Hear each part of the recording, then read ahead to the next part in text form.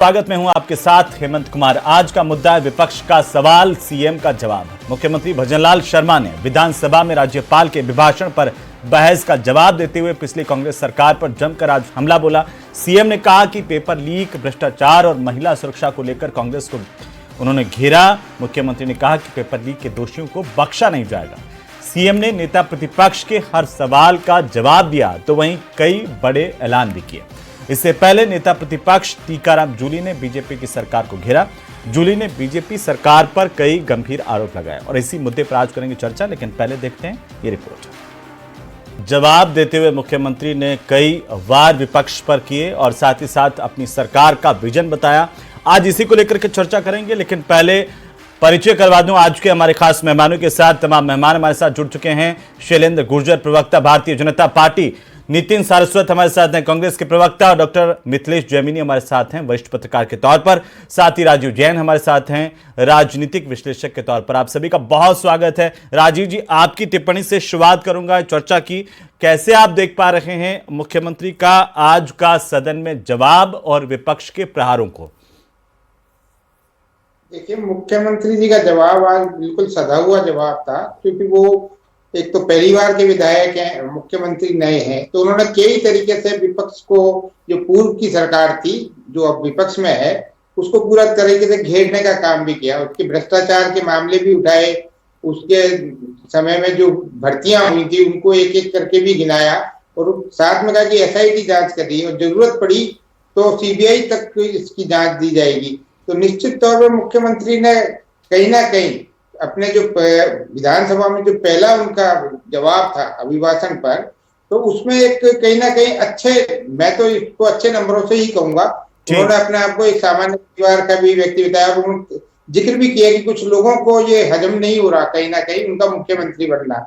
वो विपक्ष की तरफ इशारा करते हैं, लेकिन मेरा मानना है हेमंत जी, उन्हीं की पार्टी में, भाजपा में भी कई लोगों को शायद ये वो महसूस नहीं हो रहा कि वो मुख्यमंत्री बन गए। उनकी पार्टी में भी कई बड़े नेता हैं, उनको पच नहीं रहा है कि भजनलाल जी मुख्यमंत्री बन गए। लेकिन ये पार्टी का डिसीजन है, पार्टी के विधायक दल में हुआ है, पार्टी के हाईकमान के मंजूरी के बाद ये फैसला हुआ है कि एक नए विधायक को, पहली बार के विधायक को इतना बड़ा पद सौंपा गया, इतनी बड़ी जिम्मेदारी दी गई है। अब ये भजनलाल जी पे निर्भर करता है कि वो अपने जो जिम्मेदारियां मिली है उसको किस तरीके से पूरा करते हैं। आज का जो उनका जवाब है वो निसंदेह एक अच्छा जवाब है। उनको पूरे मार्क्स दिए जाएंगे, ग्रेस मार्क्स दिए जाएंगे। विपक्ष मजबूत है, इसमें भी कोई दो राय नहीं। विपक्ष के नेता ने भी बड़े अच्छे मुद्दे उठाए पूरी तरीके से। वो भी एक नए तौर पे, वो भी अपनी पार्टी में इतने वरिष्ठ विधायक नहीं है कि उनको नेता प्रतिपक्ष का पद दिया जाए, लेकिन उनको दिया। लेकिन उन्होंने भी अपनी जिम्मेदारी पूरी तरह अच्छी तरह निभाई। टीकाराम जूली भी इस मामले में कहीं ना कहीं, मतलब जिसको कह सकते हैं कि कमजोर साबित नहीं हुए। वो भी मुख्यमंत्री के जिस तरीके का जवाब था उस तरीके से उन्होंने भी अपने सवालों को दागा। तो दोनों तरफ से बराबरी का एक ये मैच की तरह मैं देखता हूं आज का। तो राजीव जी, आप कह रहे हैं कि दोनों तरफ से आज सधी हुई एक दूसरे पर न केवल टिप्पणियां की गई बल्कि शानदार तरीके से जवाब और सवाल भी किए गए हैं। दोनों पक्ष आज सधे हुए दिखाई दिए सदन में। मिथिलेश जैमिनी साहब, एक पत्रकार के तौर पर आज मुख्यमंत्री के जवाब को आप कैसे देख पा रहे हैं? क्योंकि इससे पहले टीकाराम जूली ने कई सवाल खड़े किए। एक संदेश तो आज क्या मुख्यमंत्री देने में कामयाब हुए कि जिस तरीके से कह रहे थे कि पर्ची खर्ची की सरकार, लेकिन उन्होंने ये बता दिया कि वे किसान के बेटे हैं और सरकार जो है वो गरीब के साथ खड़ी हुई है।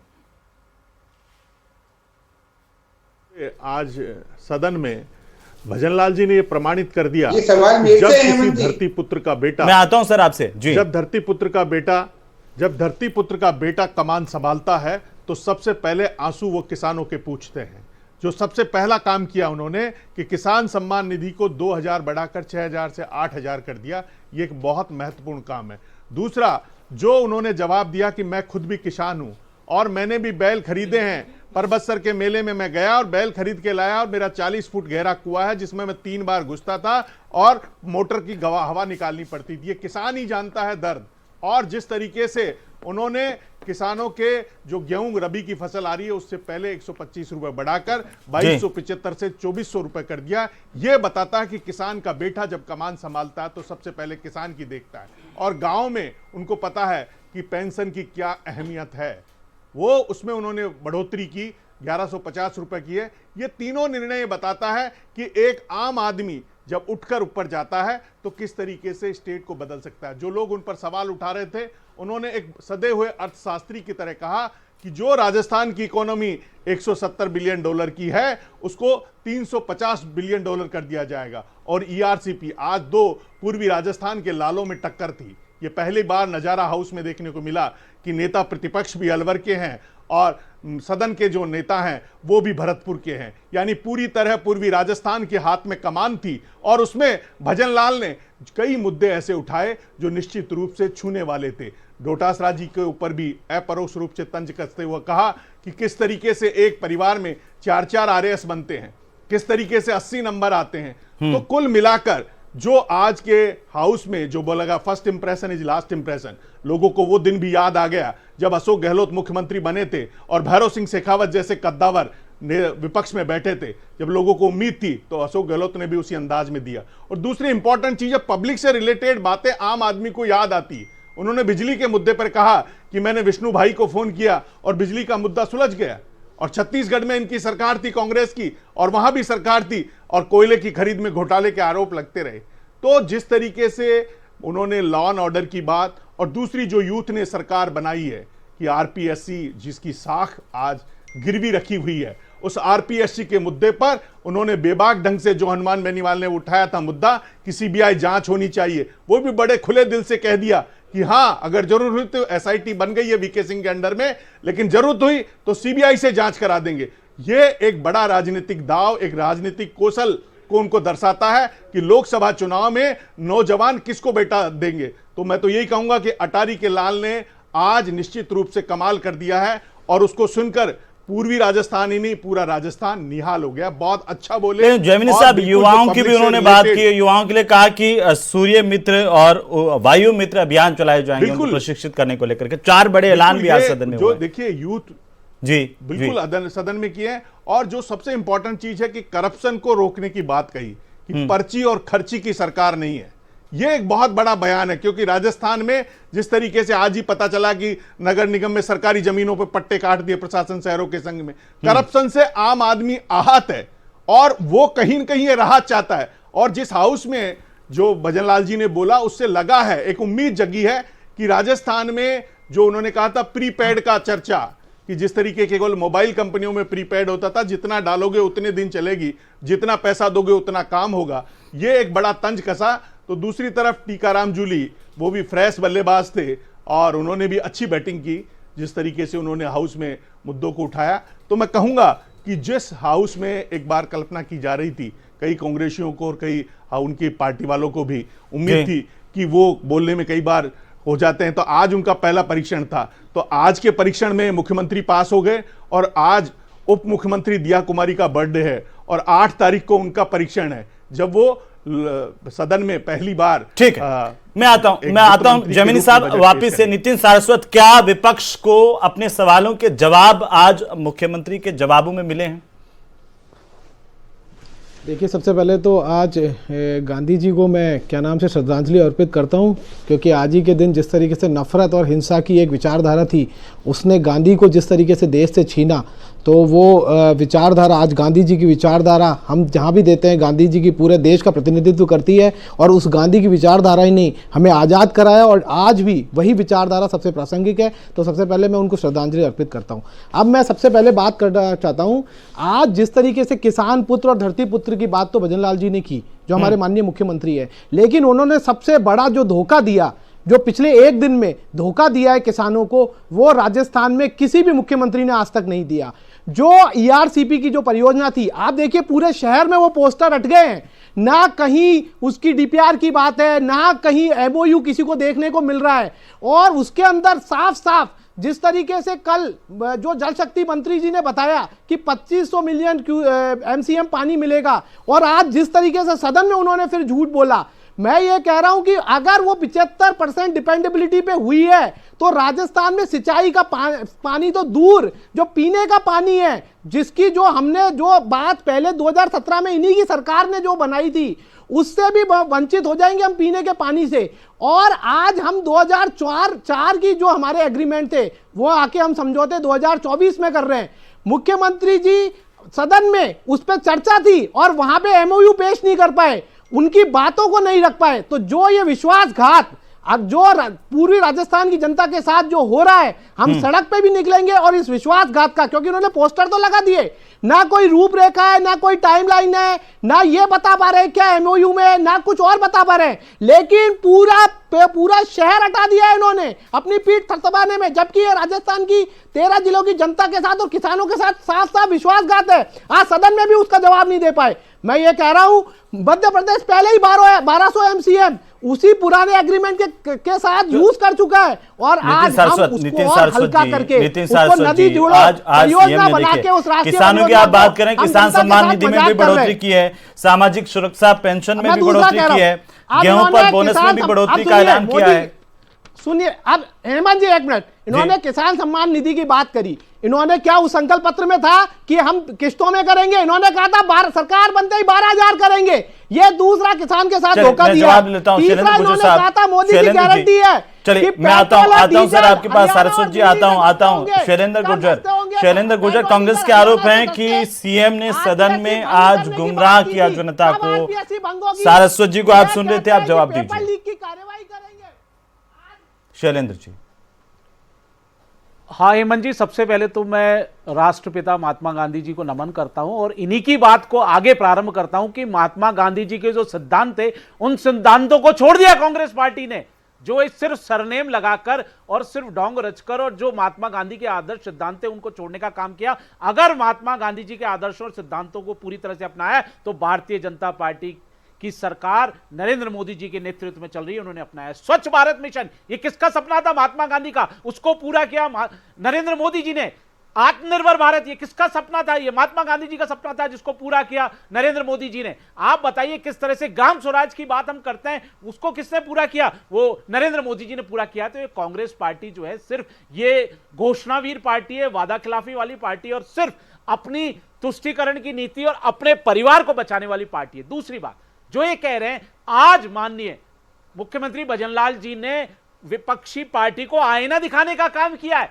बोल नहीं पा रहे हैं ये। ईआरसीपी पे आपने तो 5 साल राजनीति की, आप एमओयू की बात कर रहे हो। अगर आपको पता हो ईआरसीपी में 3500 एमसीएम पे हम पानी देंगे, ये आज माननीय मुख्यमंत्री जी ने भी क्लियर कर दिया है। अरे सुनो, जल शक्ति मंत्री ने कल बोला है, लाइव बोला है, वो झूठ बोला है क्या? जल शक्ति मंत्री झूठ बोल रहा है क्या? मैं ये पूछना चाहता हूं, ये बोले कि गजेंद्र सिंह शेखावत जी ने कल झूठ बोला है, ये बोले कि कौन झूठ बोल रहा है? ये बोले कौन झूठ बोल रहा है? आज कहां पे? पहले ये बताइए कौन झूठ बोल रहा है? पहले ये बताइए मंत्री झूठ। सुन लीजिए ना नितिन सारस्वत, वो जवाब दे रहे, सुन लीजिए ना, वो आपके बीच में नहीं बोले, सुन लीजिए, इतना समय नहीं होता है, सुन लीजिए एक बार सुन लीजिए, मैं आपके पास आऊंगा, सुन लीजिए शैलेंद्र जी को, वो जवाब दे रहे हैं, शैलेंद्र जी जवाब दे रहे हैं, सुन लीजिए नितिन सारस्वत जी। प्लेटफॉर्म पे झूठ बोलना, केवल ये गॉडसे के विचारधारा वाले आज भी हरकतों से नहीं सुधरे, ये गॉडसे के उपासक आज भी सुधरे नहीं है। केवल झूठ बोलना, केवल झूठ बोलना, बार बार झूठ बोलना, जिसको महात्मा गांधी जी के लेगेसी बताने वाली पार्टी को चुप कराइए। आज इनके पास जो नहीं सहेगा राजस्थान कहते थे, आज सब कुछ सहने पे विवश है राजस्थान। आज ही जयपुर में 2 बलात्कार हुए, 2 दरिंदगी हुई है हमारी बेटियों से, लेकिन इनके मुंह सिले हुए हैं, अब ये कुछ नहीं बोलेंगे। आज सब कुछ सहने के लिए विवश है राजस्थान। ये आज युवा मित्र, ठीक है नितिन सारस्वत जी, नितिन जी प्लीज सुन लीजिए। लेकिन शैलेंद्र सारस्वत जी आज टीकाराम जूली ने कहा कि और तो सब ठीक है, 450 रुपए में आप सिलेंडर दे दीजिए। 1 जनवरी से लागू हो गया, 450 में सिलेंडर मिल रहा है। जो हम कहते हैं वो करते हैं। माननीय नरेंद्र मोदी जी की गारंटी का मतलब गारंटी है। पेट्रोल डीजल हरियाणा दिल्ली की 450 रुपए में सिलेंडर मिल रहा है। एसआईटी का चलाते थे। चलिए ठीक है सारस्वत जी रुक जाइए, बाकी लोग भी हैं, नितिन सारस्वत बाकी लोग भी हैं, रुकिए एक बार, राजीव जैन साहब, क्या संदेश आज आपको मुख्यमंत्री के जवाब में लगा है? क्या बदलेगा उनके जवाब से? क्योंकि उन्होंने कई बातें कही है, चाहे वो भ्रष्टाचार को लेकर। क्या आपको लगता है कि सरकार ना केवल आरोप लगा रही है पुरानी सरकार पर, बल्कि आज ये संदेश भी दिया गया है कि जहां कहीं भी भ्रष्टाचार हुआ है उसे नजरअंदाज नहीं किया जाएगा, उसकी जांच होगी? देखिए, आज मुख्यमंत्री जी ने साफ तौर पे कहा कि जो, जैसा कि आप कह रहे हैं भ्रष्टाचार वाले मामले पे, उसकी वो जांच की बात कर रहे हैं। मुख्यमंत्री नहीं, इनकी पार्टी के तमाम मंत्री और अन्य नेता भी इस चीज को समय समय पर उठाते रहे हैं, और कहीं ना कहीं पार्टी का दबाव भी रहेगा, सरकार पे रहेगा, मुख्यमंत्री पे भी रहेगा। मुख्यमंत्री, जहां तक मेरी जानकारी है, पूरी तरह एक संगठन पर निर्भर है। संगठन की तरफ से जो निर्णय आएंगे सामने, उनको वो सरकार के रूप में लागू करेंगे। तो संगठन का पहला जो दाव है वो यही है कि जो पूर्व की सरकार है, कांग्रेस को भ्रष्टाचार के मुद्दे पे घेरना, पेपर लीक के मामले पे उसको कटघरे में खड़ा करना, लोकसभा चुनाव से पहले कहीं ना कहीं कुछ कदम जरूर उठाने पड़ेंगे मुख्यमंत्री को, और सख्ती वाले कदम उठाने पड़ेंगे। और मुख्यमंत्री का जो अभी तक का 1.5 महीने का कार्यकाल जिस रूप में देखते हैं, तो बड़ा धीमी गति से चल रहा है। नियुक्तियों में देरी हो रही है, एजी डबल एजी की नियुक्तियों में देरी हो रही है, कई अफसरों की अदला बदली में देरी हो रही है। तो इसमें अब कहीं ना कहीं तेजी लानी पड़ेगी, उससे ही एक्शन कहीं ना कहीं सामने आएगा सरकार का। और सरकार की जो छवि है वो भी लोकसभा चुनाव से पहले कहीं ना कहीं सरकार ये चाहेगी कि उसकी छवि एक उजली छवि बनी रहे। तो उसको बरकरार रखने के लिए, जो कि प्रधानमंत्री के नाम पे वैसे चुनाव लड़ रही है भाजपा, लेकिन मेरा मानना है कि राज्य सरकार को भी अपने ऐसे कुछ कदम उठाने पड़ेंगे जिससे एक संदेश जाए गांव में, किसानों में, महिलाओं में, जिन मुद्दों को लेके भाजपा ने। कांग्रेस भी, राजीव जैन साहब, बात तो करती थी पहले कि हम सरकार में आएंगे तो जो पिछली सरकार है उसके भ्रष्टाचार की जांच करवाएंगे, लेकिन सरकार में 5 साल रहे वसुंधरा राजे के दौरान की जांच नहीं हो पाई, और इसे लेकर के सचिन पायलट भी सवाल उठाते रहे। वो स्थिति बीजेपी में तो नहीं है ना? नहीं, देखिए हेमंत जी, अभी ये कहना जल्दीबाजी है, लेकिन जो मेरा पिछला 30 साल का अनुभव है पत्रकारिता का, उस हिसाब से मैं कह सकता हूँ कि ये सरकार भी पिछली सरकार के किसी कारनामों पे कोई जांच या कोई सख्ती, या जिसको कह सकते हैं दोषियों को सजा दिलाने वाला काम, मेरे को नहीं लगता ये कर पाएंगे सरकार, क्योंकि ये उनको अपना काम बताना होगा। तो यदि ये पिछली सरकार के कामों की जांचों में ही उलझे रहेंगे तो खुद का काम कहीं नहीं कर पाएंगे। लेकिन ये सही है कि पिछली सरकारों के भ्रष्टाचार के कारनामों की जांच होनी चाहिए। वसुंधरा जी के, ठीक है जैमिनी साहब, जो बीजेपी कह रही है कि जो हम कहते हैं वो करके दिखाएंगे, क्या आज मुख्यमंत्री के जवाब में वो चीज देखने को मिली है, या ये सिर्फ चुनाव आने वाले हैं इसीलिए ये ऐलान किए गए हैं? कैसे देख पा रहे हैं आप? हार्ट से बोलने का 2 लैंग्वेज होते हैं, अनकॉन्शियस माइंड और कॉन्शियस माइंड। जो उन्होंने बोला वो उन्होंने पूरी तरह शिद्दत के साथ बोला, और जो रामधारी सिंह दिनकर की कविता सुनाकर बात कही कि मानव जब जोर लगाता है पत्थर पानी बन जाता है, वो उनके मजबूत इरादों को दर्शा रहा है। ये नहीं माना जा सकता कि वो बतौर मुख्यमंत्री जो लोग उन पर टिप्पणियां कर रहे थे उनको करारा जवाब था। और दूसरी इंपॉर्टेंट चीज ये है कि उन्होंने हाउस में जो बड़ी बातें कही उनमें करप्शन को घेरने की बात कही कि कोई सिफारिश भी नहीं करेगा, कि सिफारिश करने से पहले कोई भी मंत्री या नेता अपने लोगों को भी उन्होंने हिदायत दी कि टटोल ले कि वो आदमी करप्ट तो नहीं है। यानी इसका मतलब बादल छट जाए और नया सूरज निकल जाए और करप्शन की जांच हो जाए, क्योंकि जिस तरीके से जल जीवन मिशन में ईडी एक्टिव है, उम्मीद है कुछ बदलेगा। मील घोटाला, आपको उम्मीद है जमीनी साहब कुछ बदलेगा? मुझे लगता है उनको सस्पेंड किया गया, एक आईएएस को कहा कि 100 फाइलों पर डिस्कस लिख रखा था। तो ये तमाम चीजें बताती कि पिछले 5 साल में क्या हुआ है, ये नजारा कर रहे हैं। राजस्थान को उसके हिस्से का पानी भी नहीं मिलेगा, ऐसा एमओयू आप करके आए। उन्होंने ये भी कहा कि सदन में एमओयू रखा नहीं गया और ये पहली दफा है। और किस तरह से राजस्थान के मुख्यमंत्री केंद्र में जाते हैं और केंद्रीय जल संसाधन मंत्री दोनों राज्यों के मुख्यमंत्री को बिठाकर जो एमओयू कराया जाता है, उसमें जो हमारी काली सिंध और चंबल इंटरलिंक रिवर परियोजना को जोड़ दिया जाता है, जो माननीय श्रद्धेय अटल बिहारी वाजपेयी जी की योजना थी जल।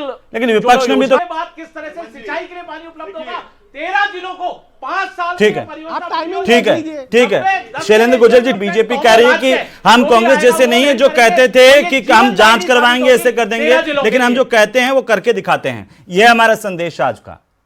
आरसीपी पर मैं एक लाइन बोल दूं इन्होंने कि कहा जब था इंदिरा गांधी हरियाणा दिल्ली से देखिए, सत्ता होगा, नहीं हुआ। आरपीएससी एक भंग मिनट, होगी, सरस्वती जी, आरपीएससी सरस्वती। भंग नहीं हुई, किसान सम्मान निधि आते ही 12,000 होगी, चलिए, ठीक है। नहीं हुई। सरस्वती जी। आज सब कुछ सहने में विवश है, नहीं हुआ। 100 दिन की कार्य योजना में 45 दिन तो जैमिनी साहब कुछ करें आखिरी और टिप्पणी के इनका तौर 100 पर। दिन की जैमिनी कार्य साहब, योजना जैमिनी कोई साहब, नहीं है। बोलिए। जो गारंटी है वो अब गारंटी ये गुजर साहब, आप बोलिए ना, एक बार जैमिनी जी को थोड़ा सा सुनिए। अगर मुझे नहीं बोलने दिया जाएगा, अगर मुझे नहीं बोलने दिया जाएगा, ये धोखा नहीं सहेगा राजस्थान। किसानों के साथ और धोखा जैमिनी नहीं साहब को सहेगा सुन लीजिए, वो कुछ कहना चाह रहे हैं महिलाओं के आपसे। साथ धोखा नहीं सारस्वत जी, सहेगा राजस्थान। सारस्वत जी, आप बीच में बोलते हैं और आप कह रहे हैं बोलने नहीं दिया जाएगा। और विधानसभा के अंदर ये एक मिनट, सारस्वत जी की आवाज को- अंदर है, ये नहीं सहेगा राजस्थान। ये पर्ची की सरकार नहीं सहेगा राजस्थान। ये ईआरसीपी पे धोखा नहीं सहेगा राजस्थान। ये इस तरीके से चिल्ला अगर ईआरसीपी का धोखा राजस्थान नहीं सहेगा तो आपके पास भी तो अपॉर्चुनिटी थी, आप एमओयू करके आते। एक समय तो ऐसा था कमलनाथ के समय में जब कांग्रेस की सरकारें थी दोनों राज्यों में, उसके बावजूद नहीं हुआ। जैमिनी साहब, आखिरी टिप्पणी जो कांग्रेस कर रही है और बीजेपी कर रही है उस पर। जनता समझ चुकी है। अब देखिए, हेमंत जी, पीके से लिंक बन जी। गया है। 5 साल में देखिए, योजना सबसे- पूरी हो जाएगी, सबसे important पूर्ण रूप चीज- ले लेगी। शैलेंद्र जी हो गया, और शैलेंद्र जी हो गया। मुझे हनुमान बेनीवाल जी ने दोनों कहा है का- कि उनका दोनों धोखा का ऑडियो हुआ है। डाउन कर दो, सारस्वत जी का भी मैं डाउन कर बिल्कुल दो। जैमिनी पूछना साहब चाहूंगा आखिरी टिप्पणी कि खत्म ये- करेंगे उसके मैं बाद। बिल्कुल पूछना चाहूंगा कि ये सारस्वत सहमत है जी, कि नहीं है। बड़ा अदब के है। साथ में निवेदन कर रहा हूं, एक इंदिरा- मिनट सुन लीजिए जी। जैमिनी साहब, इंपॉर्टेंट चीज है, ईआरसीपी में जब इंदिरा गांधी नहर परियोजना बनी थी, उसके बाद में बीकानेर के सांसद करनी सिंह थे और वो दिल्ली गए और उन्होंने केवल ग्रेविटेशनल वाटर लाना था, लेकिन उन्होंने जब कहा कि इसमें सुधार हो, लिफ्ट कैनाल बनी, तो सुधार होने की पूरी गुंजाइश है। और दूसरी इंपॉर्टेंट है कि 50,000 करोड़ में केवल 10% राजस्थान को देना है। तो राजस्थान जिसकी अर्थव्यवस्था, चलिए, लेकिन सरकार दोनों को- की अभी तो तो ये शुरुआत बहुत है, अभी इंपॉर्टेंट तो चीज है। शुरुआत है। अभी थोड़ा देखना होगा कि आखिर जो सरकार कह रही है वो वाकई करके दिखाती है नहीं दिखाती। बहुत शुक्रिया आप सभी का चर्चा में शामिल होने के लिए। कुल मिलाकर के मुख्यमंत्री ने संदेश भी दिया और साथ ही प्रतिबद्धता भी जताई कि हम जो कहते हैं वो करके दिखाते हैं। लेकिन देखना होगा राजस्थान को भी कि आखिरकार जो मुख्यमंत्री कह रहे हैं, जो सरकार कह रही है, वो 5 साल में कितना करके दिखाती है। नमस्कार।